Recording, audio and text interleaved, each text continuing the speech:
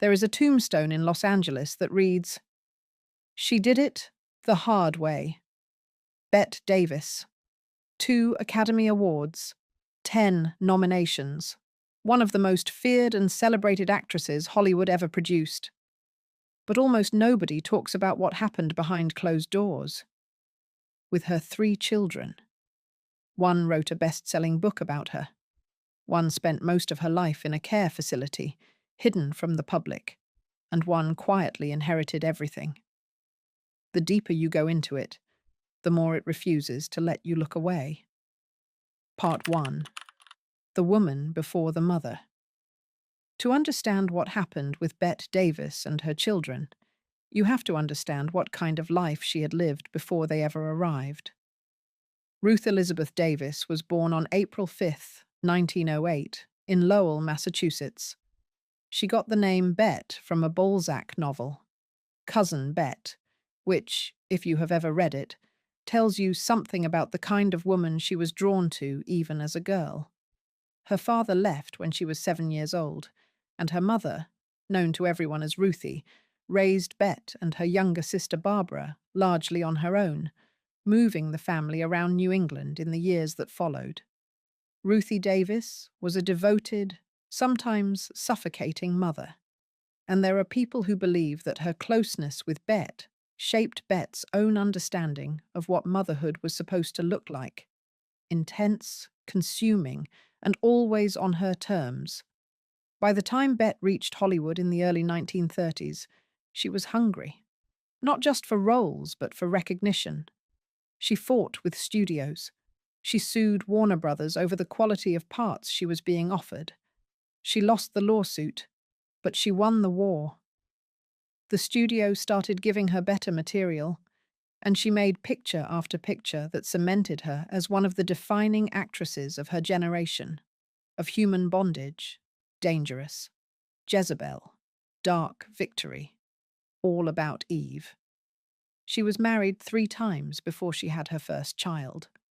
Harmon Nelson, a bandleader she had known since her teenage years, divorced. Arthur Farnsworth, a businessman she married in 1940.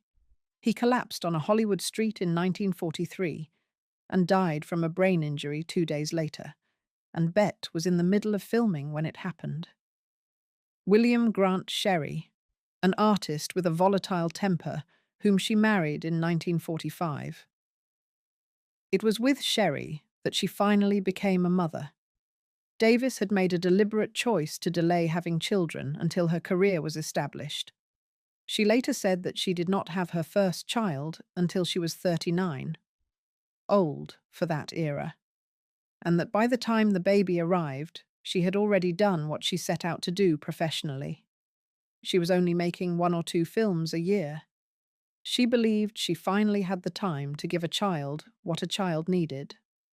Barbara Davis Sherry was born on May 1st, 1947, in Santa Ana, California. Everyone called her BD, and she would grow up to be the one person in Bette Davis's life who could match her mother's iron will, which was, depending on how you look at it, either the most predictable outcome imaginable or the most tragic one.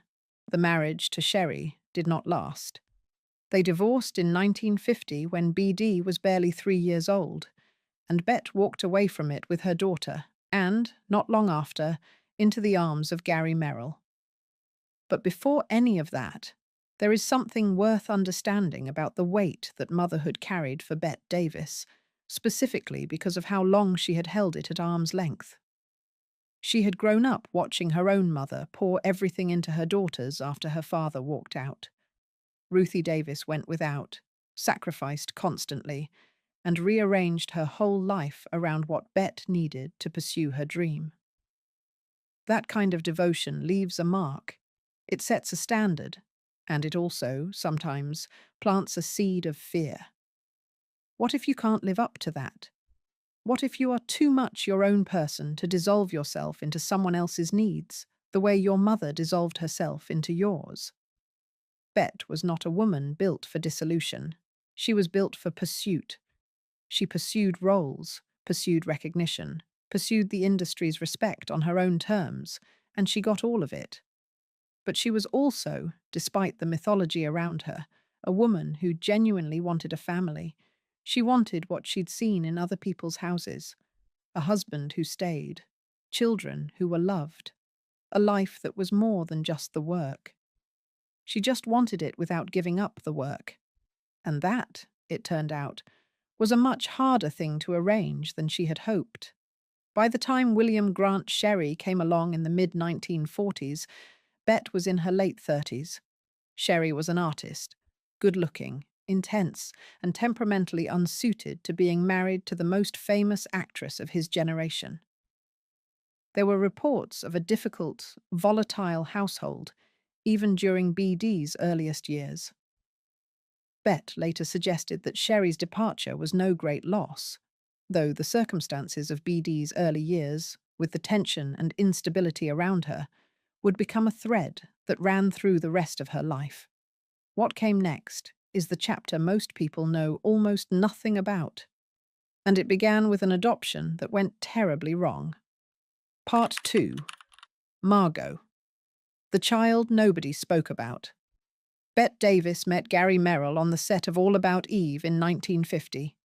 He was handsome, rugged, and about 7 years younger than she was. They fell for each other fast and hard, and on July 28, 1950, the very same day his divorce from his first wife was finalized, they got married in Mexico. It was a whirlwind, even by Hollywood standards. Merrill formally adopted BD, and now the family had a little girl. But Bette wanted more children. She had grown up without a father herself, and was painfully aware of what it meant for a child to be raised as an only child. So in January 1951, she and Gary adopted a 5-day-old baby girl. They named her Margot Moshe Merrill. The name was chosen after Bette's beloved character Margot Channing from All About Eve, one of the most celebrated roles of her career. It was a tender gesture, a way of connecting this new life to something that had meant so much to her. For a little while, everything seemed fine. By all accounts, Margot was a happy, bright-eyed baby. Nothing seemed out of the ordinary in those first months. The family was living on an estate along the coast of Maine, and there was a kind of quiet, domestic life happening behind the scenes of Bette's still active career. But somewhere around the time Margot turned 3, things began to change.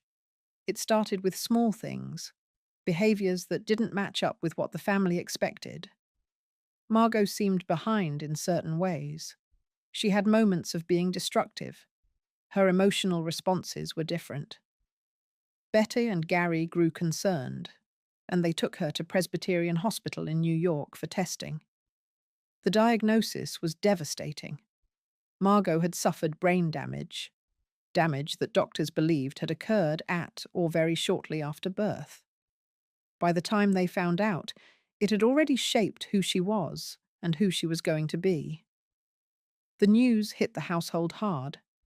Bette Davis was not the kind of person who accepted limitations quietly, but there are limits that do not yield to determination, and Margot's situation was one of them. She tried, in the beginning, to keep Margot at home.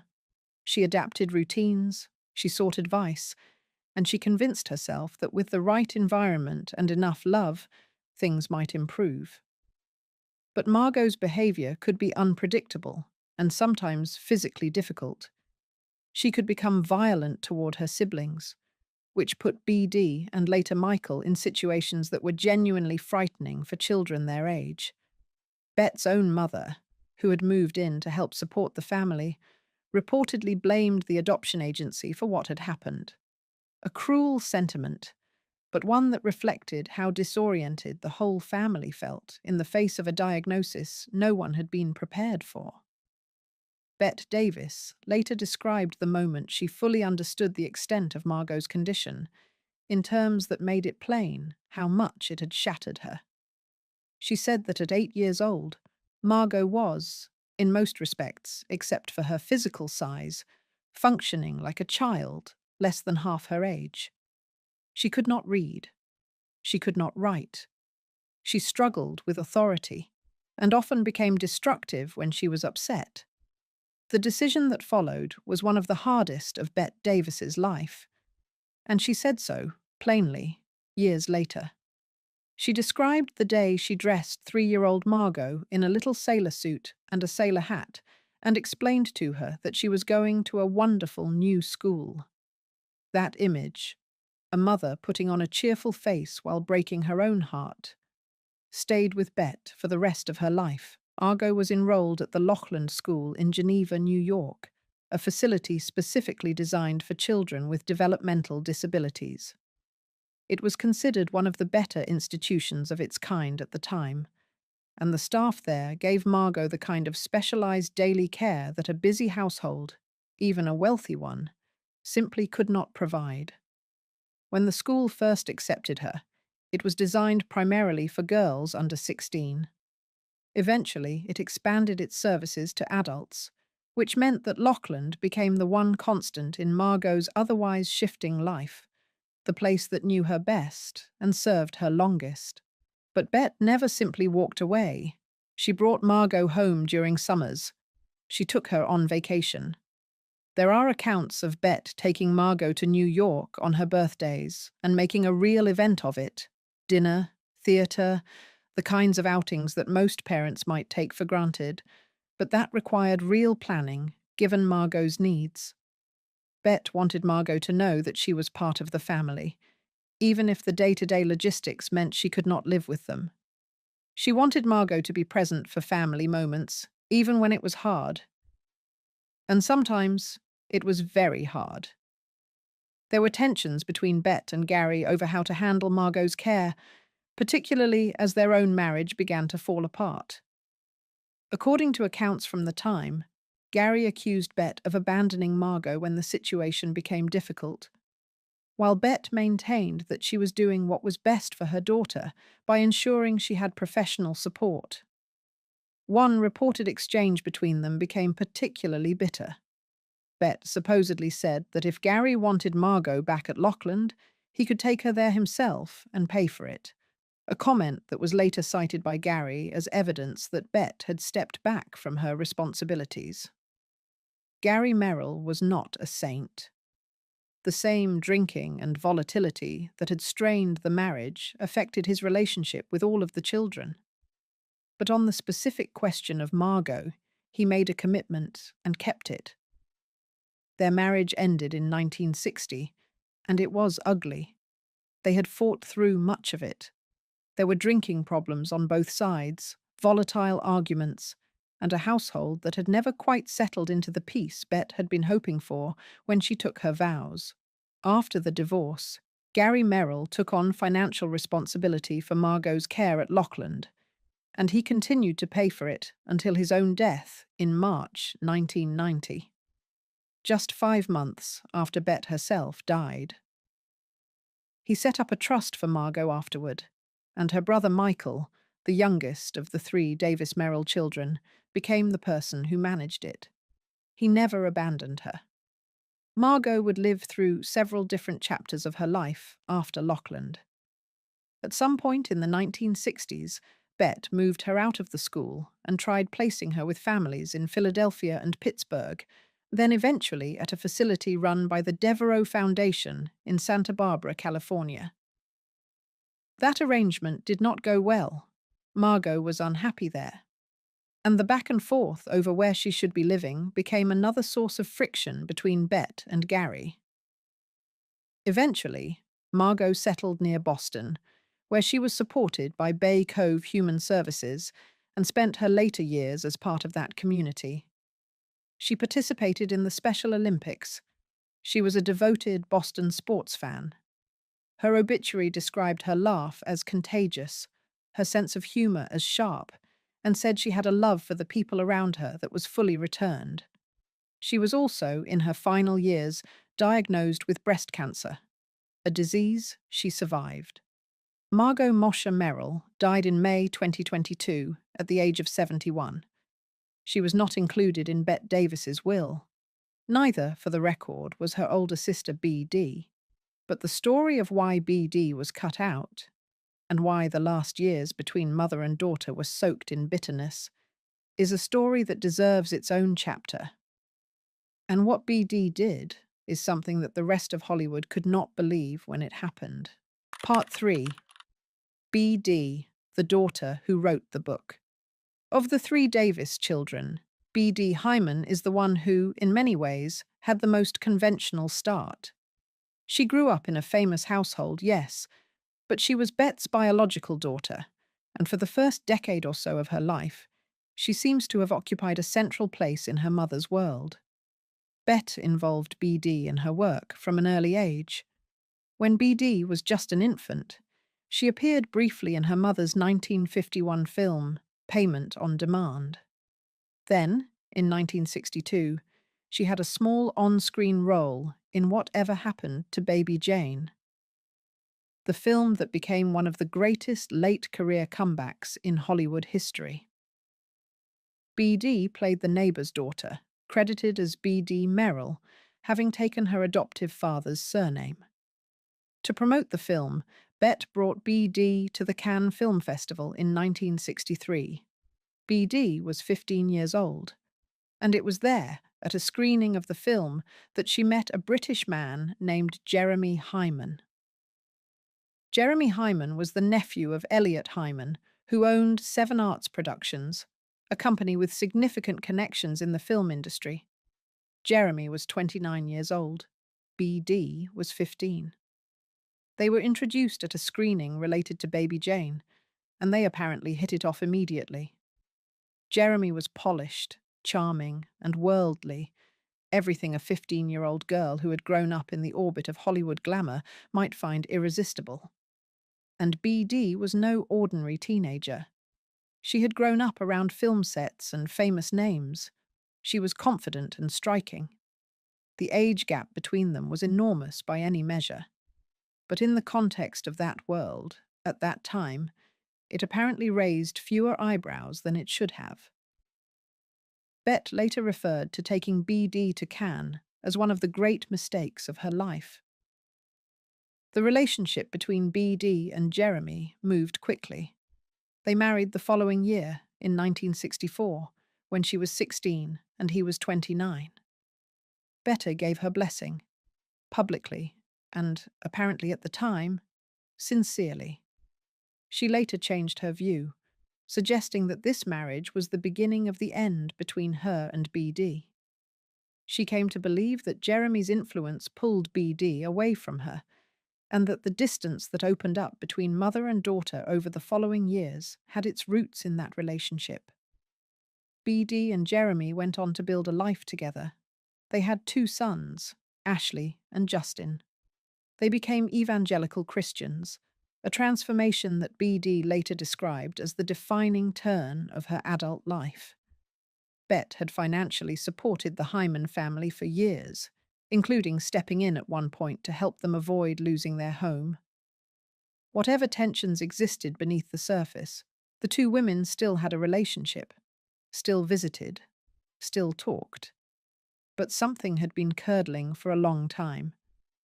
Then, in 1985, BD Hyman published a memoir. She called it My Mother's Keeper. The book arrived like a grenade. It described Bette Davis as a manipulative alcoholic who emotionally terrorized her children and the people around her. It portrayed a woman who was consumed by her own ego, who drank too much, who staged dramatic scenes, including what appeared to be fake attempts to harm herself, in order to control the people around her. It described a mother who was jealous of BD's marriage, who resented BD's sons simply for being boys, and who could turn any family gathering into something everyone dreaded. BD wrote that her mother had taken her out of school at 11 years old to function as something closer to a personal assistant, an accusation that, if true, speaks to a kind of boundary crossing that went well beyond the usual tensions between a famous parent and a child. She wrote that the atmosphere in the family home was one of constant unpredictability. One of the most damaging sections of the book dealt with Bette's drinking. BD painted a picture of a woman who numbed herself with alcohol and then became someone else entirely. She also described a complicated version of Gary Merrill, not as a reliable protector, but as a man with his own drinking problem and a volatile temper that affected everyone in the house. This was one of the more surprising elements of the book, because it complicated the simple villain and victim narrative. If Gary was also a problem, then BD's childhood was less about one bad actor and more about a household that was, at its core, unstable for everyone in it. Gary Merrill himself responded to the book publicly. He acknowledged that there had been drinking and conflict. He didn't deny the broad outlines of a difficult marriage, but he said that BD had taken things that were real and multiplied them beyond recognition. He said it was a money grab, plain and simple. The timing made it worse. Bette Davis was 77 when the book came out. In the years just before its publication, she had undergone a mastectomy for breast cancer and suffered a stroke. She was fragile in ways she had never been fragile before, and public sympathy for her was enormous. Many people in Hollywood looked at the book and saw not a daughter trying to reckon with her upbringing, but someone taking aim at a wounded target. Gary Merrill, who was no longer married to Bette, who had in fact had a bitter divorce from her, and who had his own complicated history with their shared family, went on record to say that BD's motivation was nothing more than cruelty and greed. He had no sympathy for the project. Michael Merrill, Bette's adopted son and BD's brother, cut off all contact with her. He refused to speak to her again. Bette Davis never gave a formal public response to the book, but in 1987 she published her own memoir, This and That, and she ended it with a letter addressed directly to her daughter. She did not call her BD, she called her Hyman over and over as if to mark the distance between them. She wrote that she was still recovering from what her daughter had done, and that between the stroke she had suffered and the book that followed it, she found the book harder to come back from. She described what BD had done as a glaring failure of loyalty for a life that had been, by any reasonable measure, a privileged one. BD followed my mother's keeper with a second book in 1987, Narrow is the Way, which leaned more heavily into her religious conversion than it did into further accusations, but which did not soften the distance between her and her mother. The 60 Minutes interview from around that time is a particularly strange document in this story. Mike Wallace had filmed an interview with BD in which she spoke warmly about her mother's skills as a parent when BD was young, and said she had even adopted some of Bette's principles in raising her own children. That interview was later rebroadcast, and it sat in uncomfortable contrast to everything BD had put in the book. When Bette Davis died on October 6, 1989, in Neuilly-sur-Seine, France, she was on her way home from a film festival in Spain, where she had been honoured. BD was not at her side. Their relationship had never repaired. Bette's will made the estrangement official in legal terms. She explicitly named BD, along with Margot and BD's two sons, Ashley and Justin, and stated that she had intentionally and with full knowledge excluded them from everything. Her estate, valued at between $600,000 and $1 million, went to Michael and to her longtime personal assistant, Catherine Cermak. B.D. Hyman has spent the years since her mother's death as a pastor in Charlottesville, Virginia. She leads her own ministry, runs a YouTube channel dedicated to her evangelical work, and has largely stayed away from Hollywood-related conversations. She has, at various points, made claims about her mother that are striking, including statements that Bette had practiced something like dark, spiritual work that B.D. believes had lasting effects on her family. The relationship between B.D.'s version of events and the historical record is something that people have debated for decades. What is not debatable is what it cost both of them. Bette died having never reconciled with the only child she had carried herself. And BD went from being a young woman whose face appeared in her mother's films to someone her mother struck from the record entirely. But the child who survived all of it, the one who stayed close, who stayed loyal, and who stepped up when it was over, is someone who rarely gets discussed at all. Part 4. Michael, the son who stayed. Of the three Davis Merrill children, Michael is the one who has lived most fully in the quiet. There are no dramatic memoirs, no public fallouts, no headlines trailing his name. He is, by almost every account available, a steady, private man. And that steadiness was exactly what his family needed from someone. Michael Merrill was born on February 5, 1952, and adopted by Bette Davis and Gary Merrill shortly afterward. He was the youngest of the three children, brought into a household that already had BD and the newly arrived Margot. The family was living on an estate along the coast of Cape Elizabeth in Maine, and despite the complications of that household, the volatility between his parents, the care needs of Margot, the strong-willed older sister, Michael grew up and did something his siblings, in different ways, did not manage. He built a life without the noise. He attended the University of North Carolina at Chapel Hill, where he graduated with a degree in political science in 1973. He then went to Boston University's law school, graduating in 1977. After law school, he spent 2 years in Germany working on military tribunals, a detail that feels somewhat incongruous with the Hollywood world he had grown up adjacent to, but which also fits the picture of someone who had chosen a deliberate, disciplined path. He came back to the United States in 1979 and established a law firm in Boston called Merrill and McGeary. It still exists. He still works there. Boston became his home in a way that neither the glamour of Hollywood nor the family tension of his childhood ever defined. His relationship with his mother was, by most indications, genuinely warm.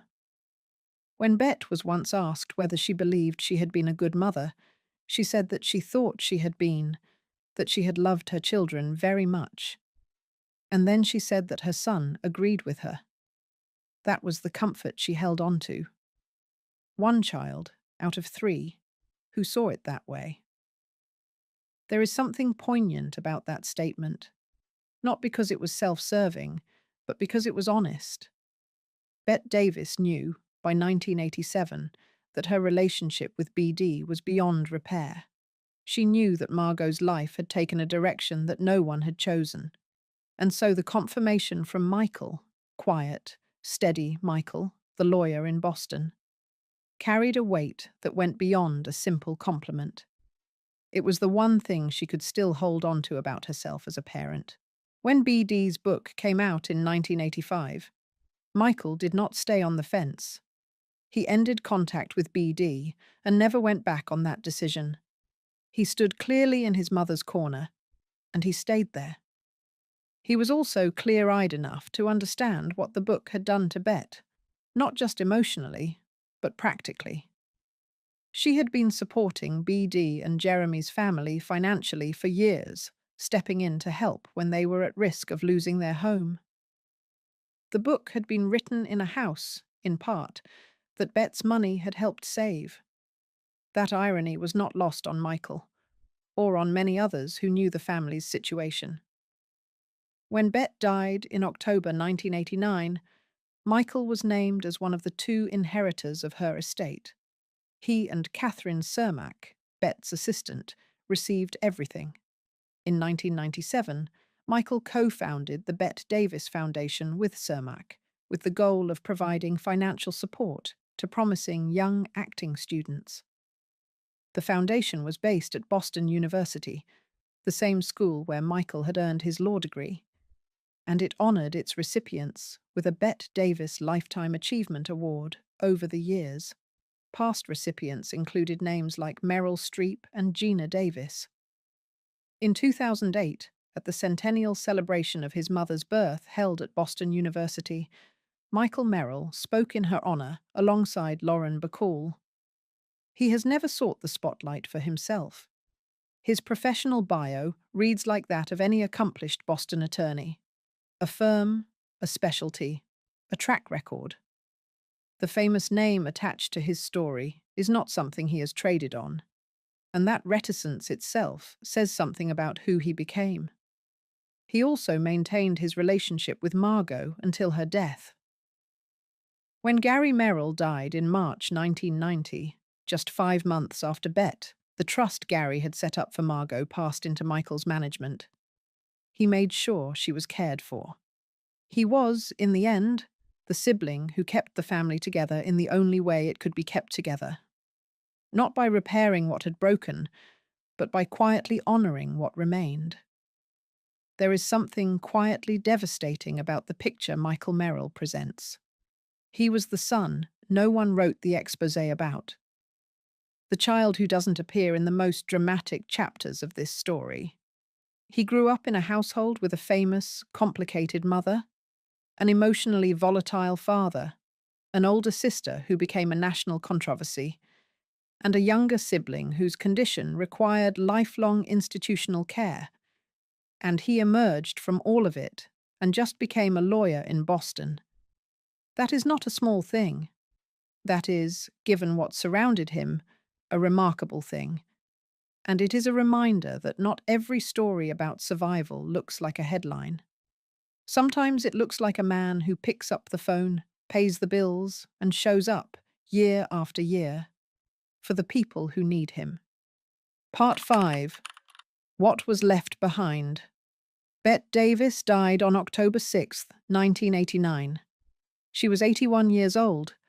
She had just been honored at a film festival in San Sebastian, Spain, and she was on her way back to the United States, to the life she had always kept moving forward.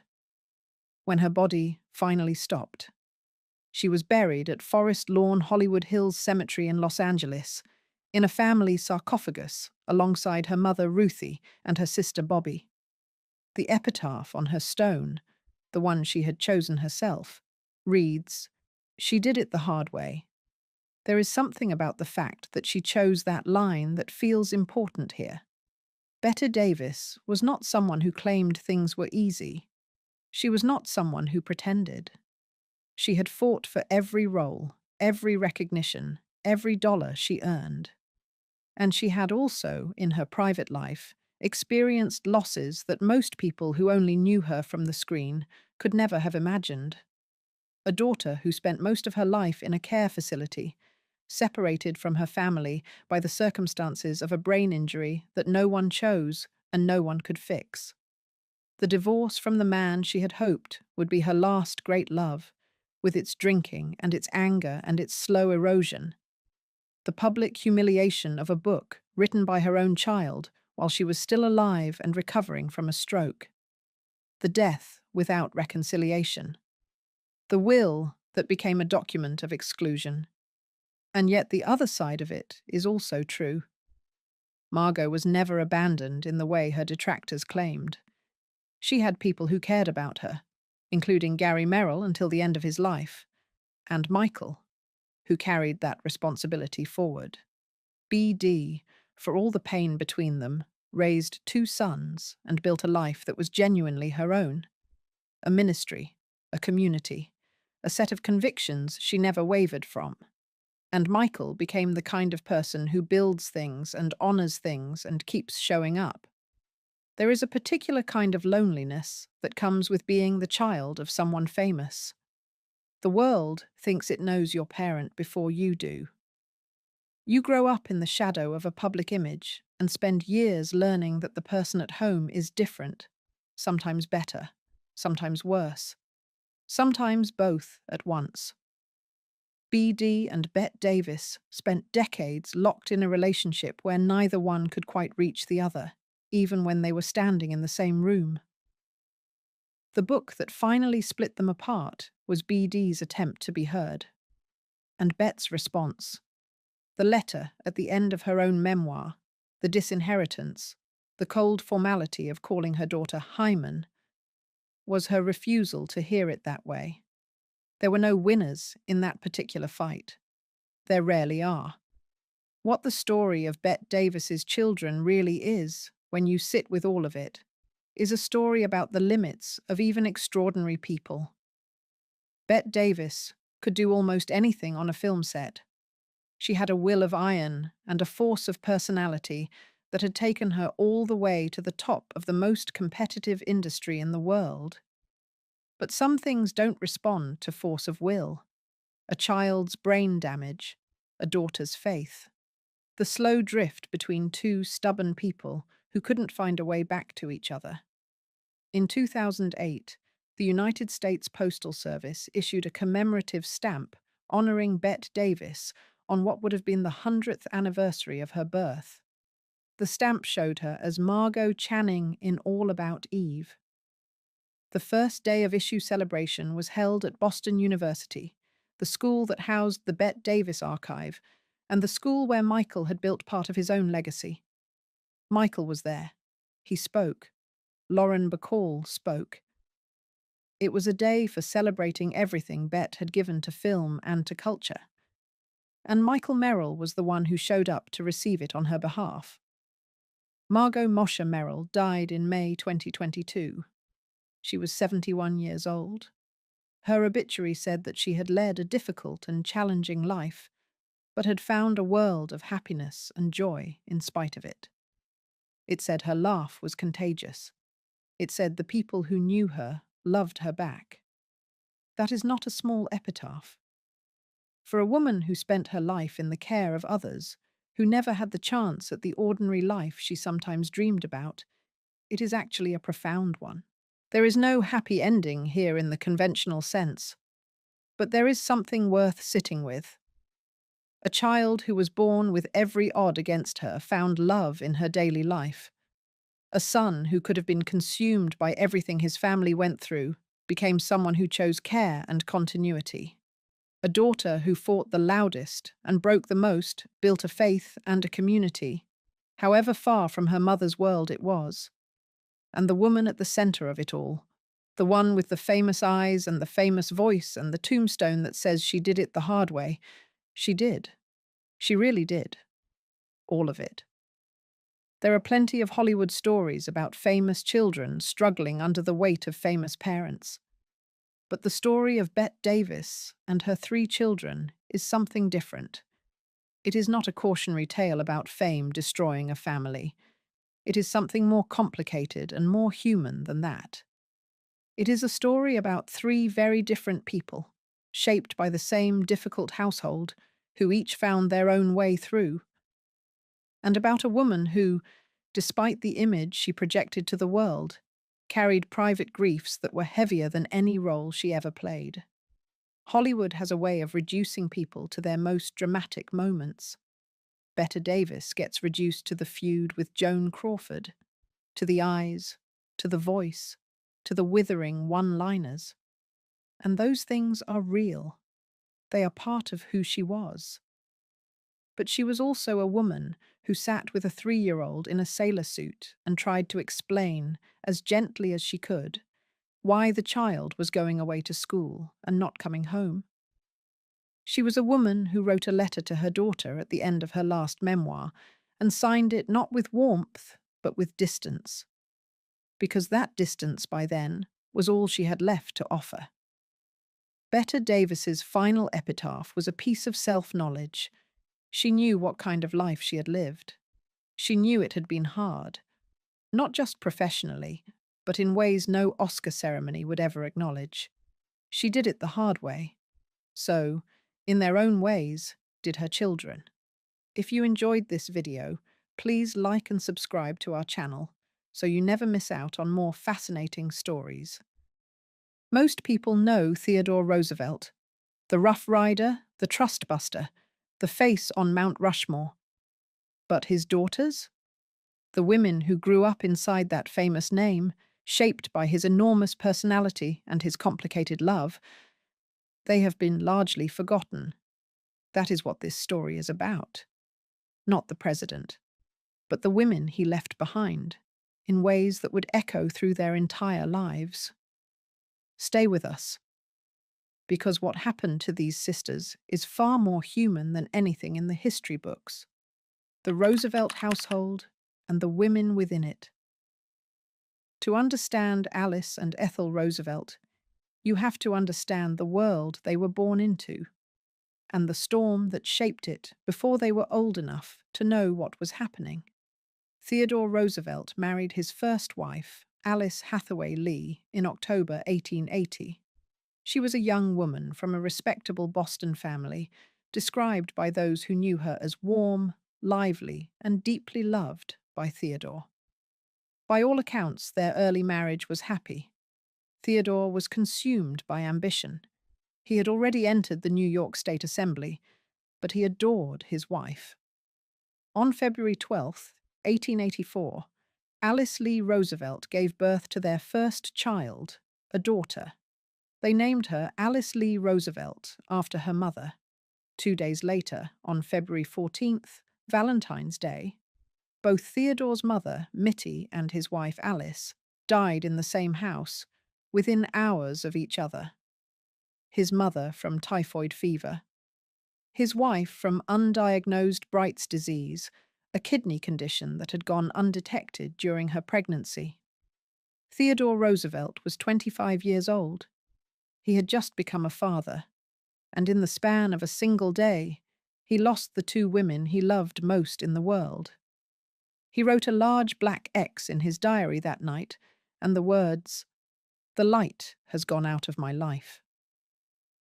What happened next would define the trajectory of his eldest daughter's entire existence. Theodore Roosevelt, unable to face his grief, left baby Alice in the care of his sister, Anna, known in the family as Bamie, and threw himself into work and eventually into life out west, on the Dakota Badlands. He would not return for nearly 2 years. Baby Alice grew up in that absence. She did not live with her father. She was raised in those earliest years by an aunt who genuinely loved her. And while Theodore eventually returned to New York, remarried, this time to his childhood friend, Edith Kermit Carow, and built a new family, the dynamic had already been set. Alice was, in some ways, both the most beloved and most overlooked child in that household.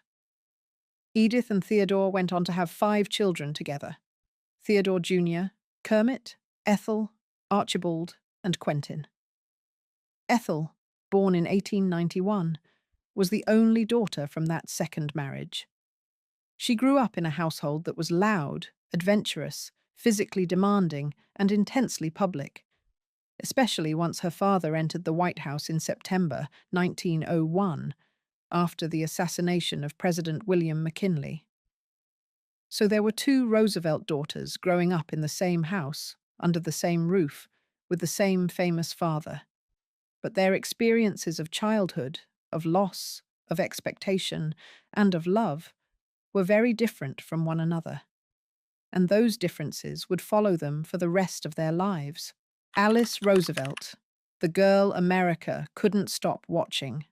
When Theodore Roosevelt moved his family into the White House in the autumn of 1901, his eldest daughter Alice was 17 years old. And almost immediately, the country became obsessed with her. She was bold in a way that women of her era were simply not supposed to be. She smoked cigarettes in public. She bet on horses. She drove automobiles at speeds considered reckless. She kept a pet snake named Emily Spinach, named, she later explained, because it was as green as spinach and as thin as her Aunt Emily. She stayed out late. She spoke her mind without apology and without apparent concern for what anyone thought of her. The press adored her. They called her Princess Alice. Her father, stretched thin by the demands of the presidency and perhaps genuinely baffled by her, is reported to have said to a friend that he could run the country or he could manage Alice, but he could not possibly do both. There was even a colour named after her: Alice Blue, a pale greyish-blue shade that swept through American fashion in the early 1900s. She was, in the language of today, a celebrity, but in an era before that word carried its current meaning. What people saw was the performance. What they did not see was the cost. Alice had grown up knowing, on some level, that her birth had preceded her mother's death by only 2 days. She had grown up with an aunt instead of a father in those first crucial years, and when her father remarried and built a new family, she slotted into it in a way that was never entirely clean. Edith, her stepmother, was competent and composed, but the relationship between them was tense, sometimes openly so. Theodore loved Alice, but struggled to connect with her the way he connected with his other children. With his sons, it was physical and immediate: wrestling, hiking, rough play. With Alice, there was admiration, exasperation, and a distance that neither of them fully closed. When Alice was 22, she married Nicholas Longworth, a Republican congressman from Ohio and a man 11 years her senior, in a White House wedding in February 1906. It was one of the most celebrated social events of the era. The marriage, however, was not what it appeared. Nicholas Longworth would go on to become Speaker of the House of Representatives. He was charming and politically talented, and also, by most accounts of people who knew them well, unfaithful to Alice throughout the marriage. Alice, for her part, eventually found companionship outside it as well. In 1925, Alice gave birth to a daughter, Paulina. The question of Paulina's paternity became a subject of quiet but persistent conversation in certain Washington circles. Senator William Borer of Idaho, a powerful political figure and one of Alice's closest companions for years, was widely believed by those in their social world to be Paulina's father. Alice, in her characteristically guarded way, never confirmed or denied it. She had learned, from earliest childhood, how to protect the parts of herself that hurt the most. Nicholas Longworth died in April 1931 of pneumonia. Alice was 47 years old. She did not collapse. She remained in Washington, in the same house she had lived in for decades, and she became something Washington had never quite seen before: a political institution in her own right, operating entirely outside of elected office. For the rest of her long life, Alice Roosevelt Longworth was the sharpest, most feared, and most sought-after social commentator in Washington. Presidents visited her. Journalists sought her out. She had a needlepoint cushion on her sofa that read, "If you haven't got anything nice to say about anybody, come sit next to me." But the wit was armor, and what it was protecting was something she'd been carrying for a very long time.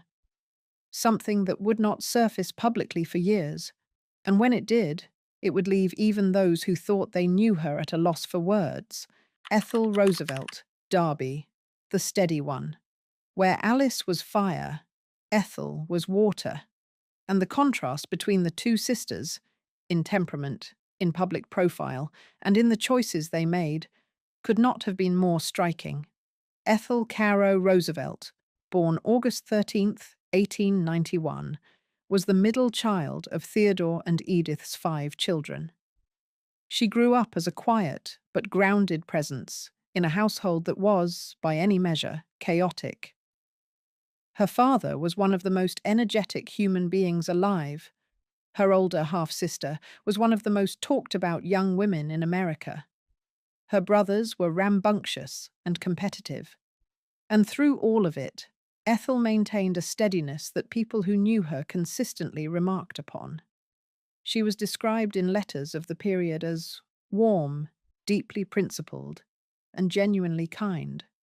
Words that tend to get applied to people who are overlooked precisely because they are not causing scenes. In 1913, Ethel married Richard Darby, a surgeon she had met through her social circle. He was serious, accomplished, and genuinely devoted to her. They married in a quiet ceremony at Sagamore Hill, nothing like the spectacle of Alice's White House wedding, and went on to have 4 children: Richard Jr., Edith, Judith, and Archibald Gracie Darby. But the quiet life Ethel had built was tested, repeatedly, by the losses that seemed to find the Roosevelt family with particular frequency. The First World War was the first great rupture. All four of Theodore Roosevelt's sons served. Theodore Jr., Kermit, Archibald, and Quentin all went to Europe. Ethel went as well. She worked at a hospital in Paris, close enough to the front lines to understand what the war actually was. Not a romantic adventure, but an industrial catastrophe. And then, in July 1918, word came that her youngest brother Quentin, 20 years old, a pilot in the Army Air Service, had been shot down over German lines. He was killed in aerial combat on July 14th, 1918. The death of Quentin Roosevelt broke something in their father that never fully healed. Theodore had been the most vocally enthusiastic supporter of American involvement in the war. He had urged his sons to serve. He had believed, with the conviction of a man who had built his identity around physical courage, that war was a proving ground. And then his youngest son was dead, at 20, in a field in France. Theodore Roosevelt died on January 6, 1919, just 6 months after Quentin. He was 60 years old. The official cause was a blood clot in the lung, but those who loved him knew that he had been unwell since Quentin's death in a way that went deeper than any physical diagnosis. Ethel lost her brother and her father within the span of 6 months. She came home from the war. She raised her children at Sagamore Hill, which became the center of the extended Roosevelt family's world. She preserved the house, kept the connections alive, showed up when things fell apart. She served on the board of the Theodore Roosevelt Association and worked for decades to ensure her father's legacy was properly remembered. But Ethel Roosevelt Darby was not simply a caretaker of someone else's legacy. She had her own inner life, her own losses, and her own way of holding herself together through things that would have undone many people. Her husband, Richard, died in 1963. She lived until 1977, dying at 86, having outlived her husband, all her brothers, and nearly her half-sister Alice, who survived her by just 3 years. Ethel never sought public attention. She never gave the kind of biting, memorable quotes that guaranteed Alice's place in historical accounts. She simply lived and worked and endured. And in that quiet endurance, there is a dignity that tends to get lost because it does not make for dramatic headlines. But the losses Ethel carried, and the way she carried them, are as much a part of this story as anything that came before. And what happened inside Alice's private world makes those losses look, in some ways, like only the beginning. The shadow over. Alice. Paulina and the weight of inheritance. Alice Roosevelt. Longworth had one child, her daughter Paulina, born in February 1925. And the story of Paulina Longworth is, in many ways, the story of what happens when a child grows up in the shadow of someone larger than life. Alice was not, by any traditional measure, a maternal figure. She had not been raised with consistent maternal attention herself. She had learned, from very early on, to be self-sufficient and self-contained. Those qualities served her brilliantly in Washington's political world. They were harder, perhaps, in the intimate space of motherhood. Paulina grew up in a household where her mother was famous, admired, feared, and endlessly discussed. Her father, Nicholas Longworth, died when Paulina was 6 years old, and the question of who her biological father actually was, a question that circulated through Washington for decades, was something Paulina grew up with in some form, even if it was never openly addressed at home. She was a sensitive young woman, described by those who knew her as somewhat fragile in a way that her mother never permitted herself to be. She converted to Roman Catholicism, which set her apart from the prevailing Protestant culture of her social world.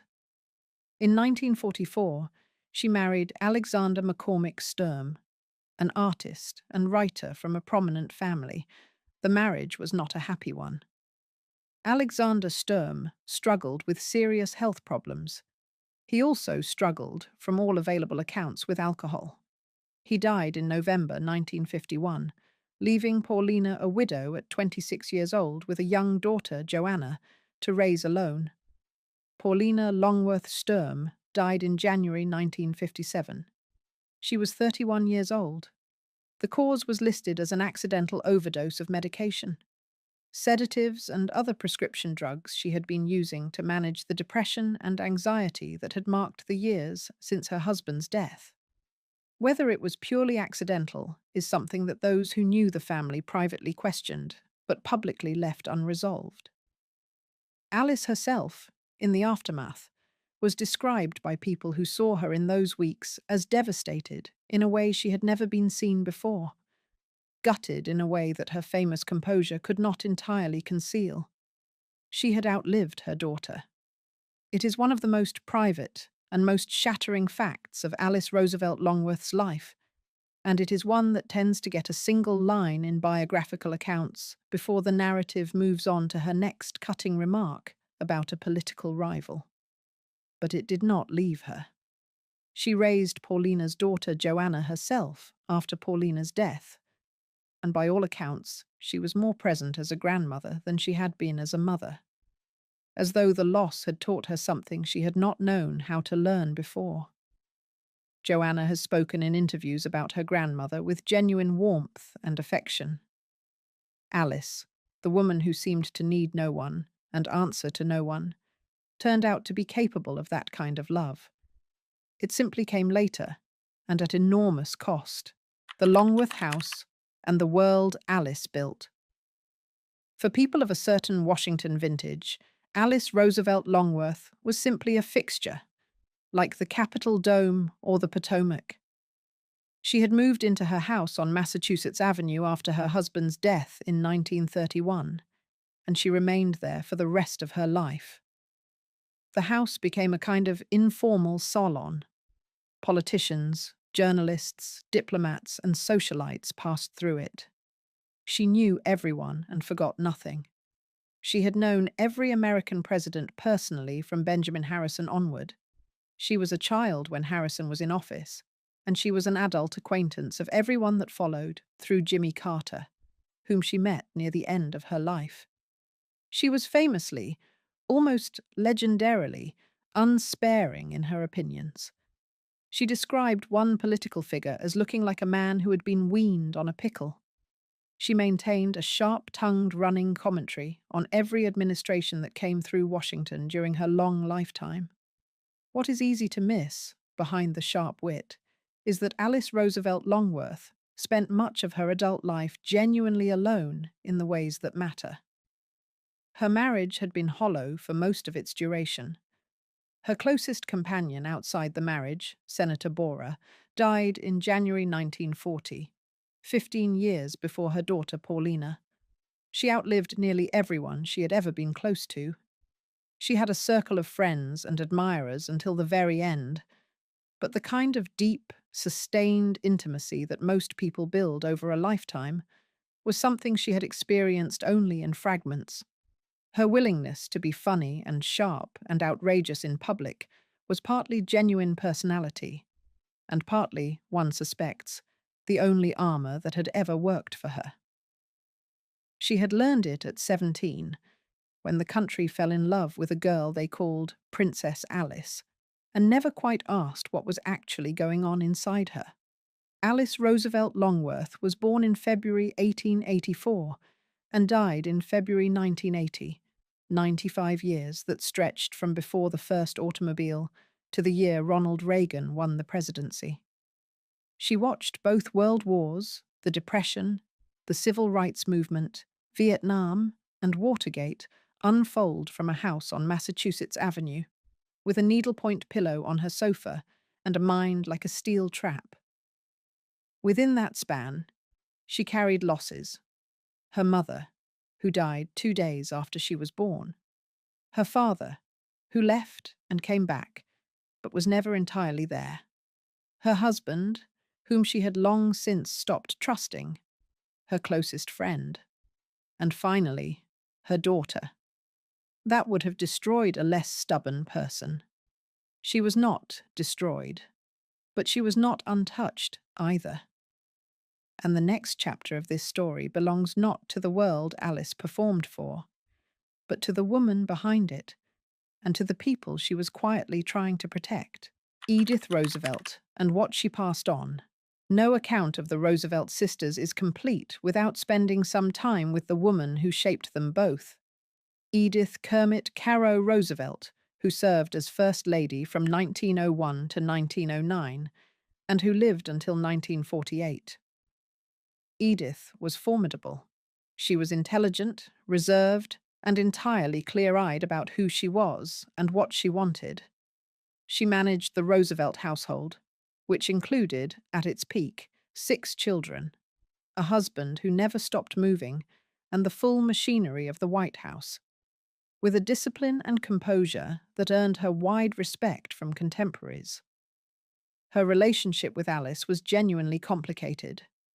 Edith had entered the marriage knowing that there was already a daughter who bore the name of Theodore's dead first wife. The emotional complexity of that situation was not something that either Edith or Alice ever fully worked through in public, and the private record suggests it was never entirely resolved in private either. For her own daughter, Ethel, Edith was the more consistent and warmer parent. Ethel grew up with her mother present, attentive and deeply engaged in her upbringing. The values Ethel carried through her life, the steadiness, the sense of duty, the care for the family's shared history, were largely Edith's values, passed down through sustained daily contact. After Theodore's death in January 1919, Edith continued living at Sagamore Hill. She was 57 years old when she was widowed, and she lived for nearly 3 more decades, traveling, reading, watching her children and grandchildren grow. She was not the kind of woman who came apart when left alone. She outlived her husband, her son Quentin, and eventually her son Kermit, who died in 1943. She died in September 1948, at 87, still at Sagamore Hill. What Edith passed on to her daughters, and to Alice, in the more complicated and contested way that a step-parent passes things on, was a model of endurance, not the theatrical, publicly admired endurance of Theodore, who turned his grief into bravado and his losses into forward motion, but a quieter endurance, the kind that keeps the house running and the family together and does not require an audience. Both Alice and Ethel learned from that. They learned it differently, and they applied it differently. But it is there, in both of them, if you look. The brothers and the wars that took them. To understand what Alice and Ethel lived through, you have to understand what happened to their brothers, because the Roosevelt brothers' fates cast long shadows over the sisters who survived them. There were 4 brothers in the second Roosevelt family: Theodore Jr., Kermit, Archibald, and Quentin. All 4 served in the First World War. 3 of them also served in the Second World War. Quentin was the youngest and the first to die. He was killed in July 1918 over France at 20 years old. His death, as noted earlier, effectively ended Theodore Roosevelt's will to live. And for his sisters, losing the youngest brother, the baby of the family, the one who had been the most playful and the least guarded of the Roosevelt boys, was a wound that did not close. Theodore Jr., the eldest son, survived the First World War and went on to a distinguished public career, serving as Assistant Secretary of the Navy and as Governor-General of Puerto Rico and the Philippines. He was also drawn into the Teapot Dome scandal, though cleared of wrongdoing. He rejoined the army for the Second World War and participated in the D-Day landings in Normandy in June 1944, the only general officer to land with the first wave. He died of a heart attack in Normandy in July 1944 at 56. Kermit Roosevelt was perhaps the most troubled of the brothers. He had accompanied his father on the African safari of 1909 and on the disastrous River of Doubt expedition in 1913 and 1914, during which Theodore nearly died from a leg infection and fever in the Amazon. Kermit helped carry him through the jungle when he was too ill to walk. In later life, Kermit struggled with alcohol and depression that were serious enough to affect his military service. He had served with British forces in the First World War before the United States entered, and again with American forces in the Second. By 1943, stationed in Alaska and in significant personal difficulty, Kermit Roosevelt died. The Army listed the cause as a self-inflicted gunshot wound. Archibald, the fourth brother, survived both world wars and lived until 1979, making him, alongside Alice, one of the longest-lived of Theodore Roosevelt's children. For Alice and Ethel, watching their brothers go to war, twice, and seeing them come back changed, or not come back at all, was a defining experience. Their own service went largely unrecorded. Ethel as a nurse in France, Alice through her social position and relief efforts. The brothers generated headlines. The losses, though, were shared equally, and those losses lived in letters, which is where some of the most honest parts of this story can still be found. What the letters reveal. One of the most valuable sources for understanding Alice and Ethel Roosevelt as actual people, rather than as historical figures frozen in their most quotable moments, is their correspondence. Both women were prolific letter writers, and the letters preserved in various archives offer a texture that no newspaper account can fully provide. Alice's letters, held partly at the Library of Congress, show a woman whose private voice differed from her public one. The wit was still there. It was genuine, not a performance. But there was also candor and occasional vulnerability that the public Alice kept carefully concealed. She wrote to friends about Paulina with a mixture of love and worry that grew more acute over the years. She wrote about her marriage with considerable clarity about what it was and was not. Ethel's letters tend to be warmer and more direct. She wrote about her children, her work at Sagamore Hill, her grief. After Quentin's death in 1918, she wrote to a friend describing the impossibility of absorbing what had happened, that Quentin had had a particular quality, a lightness, that could not be replaced. After her father's death in January 1919, she described the strange doubling of grief and the way the family kept going because it was the only available option. These letters are where the real story lives, in the private correspondence of two women trying to make sense of lives that were extraordinary and painful in equal parts. Legacy and what gets remembered. When Theodore Roosevelt is discussed, in classrooms, in documentaries, in political speeches invoking his name, the focus is almost always on his accomplishments. The national parks, the trust-busting, the Nobel Peace Prize, the charge up San Juan Hill, the sheer force of his personality. His daughters occupy a much smaller frame in that picture. Alice, if she appears at all, is usually reduced to the snake and the quote about running the country. Ethel, more often than not, does not appear at all.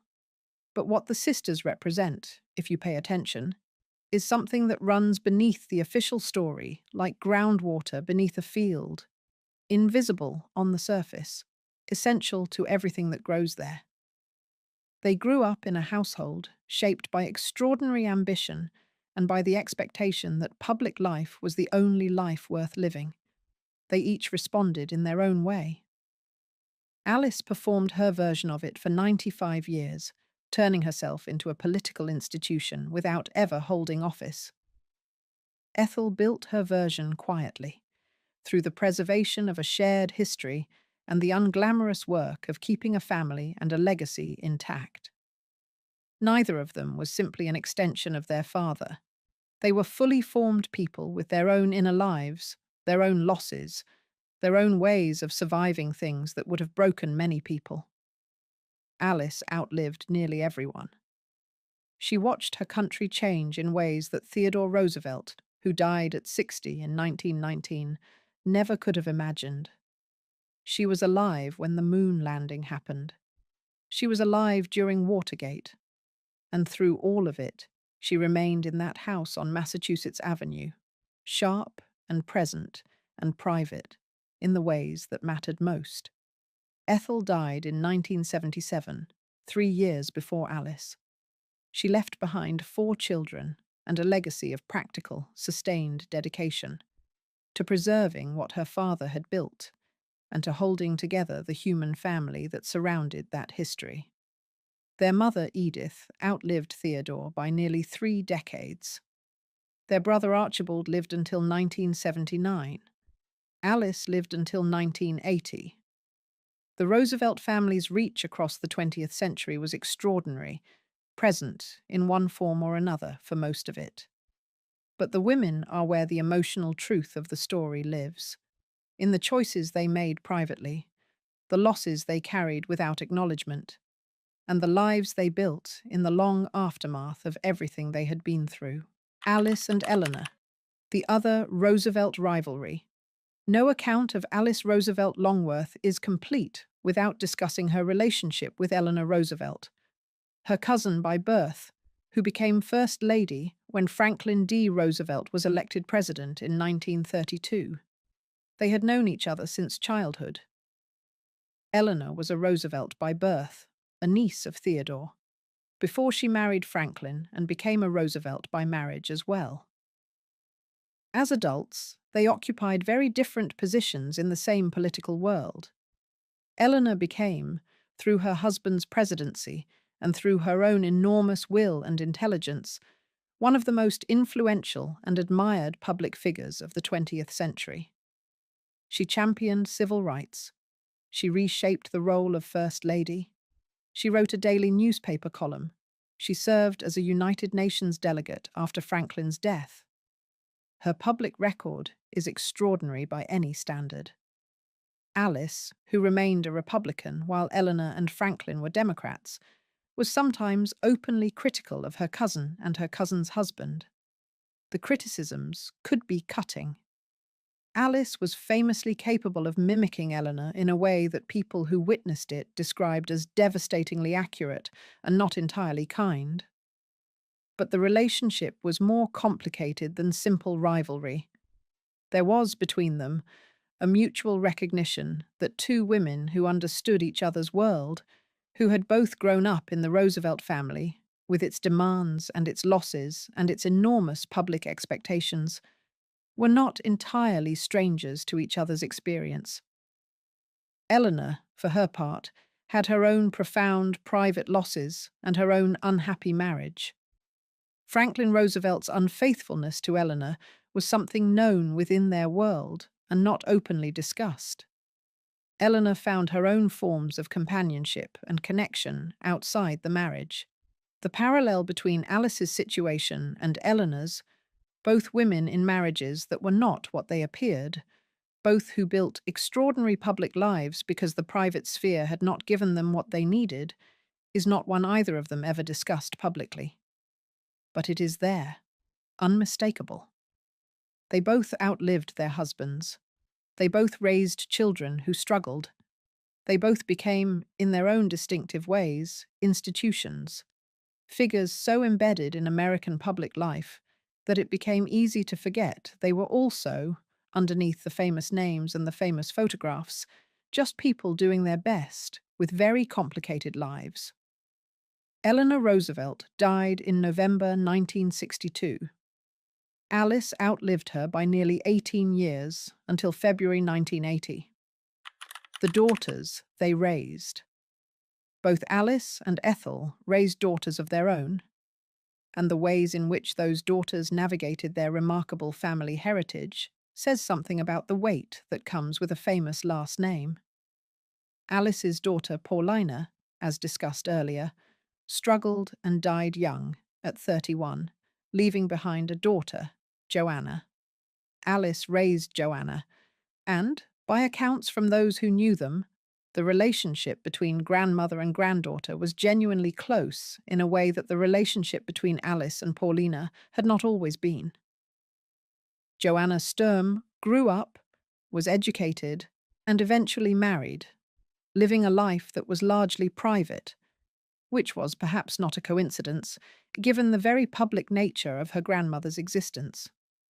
She has spoken in interviews about Alice with affection and with the kind of nuanced portrait that only someone who actually knew a person can give. Not the legend, but the woman.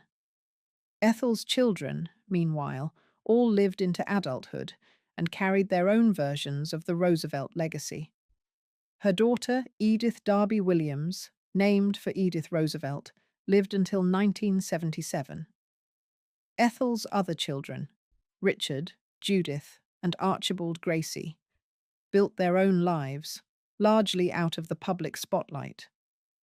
What is striking, looking across this generation, is how many of the Roosevelt children and grandchildren seemed to actively seek privacy, to turn away from the public life their grandfather had so vigorously championed, as though they understood from the inside something about it that the admiring public did not. Theodore Roosevelt had believed, genuinely, that the public arena was where the important things happened. He transmitted that belief to his children through example and expectation. But his daughters had also watched what it cost. They watched their father leave an infant daughter behind in the aftermath of grief. They watched their brothers go to war, repeatedly.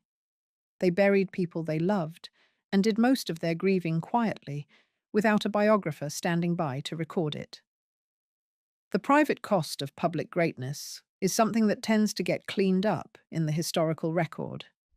The monuments are grand and well maintained.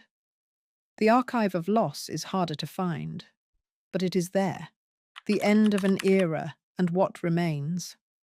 By the time Alice Roosevelt Longworth died in February 1980, almost everything from her world was gone. The America she had been born into, Victorian, stratified, certain of its own hierarchy, had been replaced by something she would not always have recognized.